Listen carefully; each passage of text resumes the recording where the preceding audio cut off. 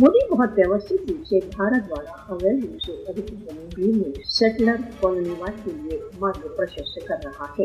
भारत द्वारा जम्मू कश्मीर का कॉलोनीकरण 27 अक्टूबर 1947 को श्रीनगर में इसकी सेनाएं उतारने के साथ आरंभ हुआ। सन 1947 से ही भारत ने कश्मीर को एक कॉलोनी समझा। मोदी शासन की 5 अगस्त 2019 की कार्रवाई कश्मीर के पूर्ण कॉलोनीकरण की एक और पग था। कश्मीर के विशेष स्टेटस का बहिष्कार देर से बीजेपी आरएसएस का लक्ष्य रहा है। भारत द्वारा अवैध रूप से अधिकृत जम्मू कश्मीर में इसराइली सेटलर कॉलोनीवाद का अनुकरण कर रहा है। 5 अगस्त 2019 के पश्चात मोदी ने भारत द्वारा अवैध रूप से अधिकृत जम्मू कश्मीर में गैर कश्मीरी हिंदुओं के डोमिसाइल तथा धरती के अधिकारों से संबंधित कानून पास कर दिए। मोदी की सेटलर कॉलोनीवादी कार्यसूची भारत द्वारा अवैध रूप से अधिकृत जम्मू कश्मीर की जनसंख्यात्मक स्थिति को परिवर्तित कर रही है। भारत गैर कश्मीरियों को सेटल करने के लिए रक्तपात तथा हत्याओं द्वारा कश्मीरियों को समाप्त कर रहा है। मोदी कश्मीरियों के कॉलोनीकरण के विस्तार के लिए भारतीय बिजनेस टाइकून्स का प्रयोग कर रहा है।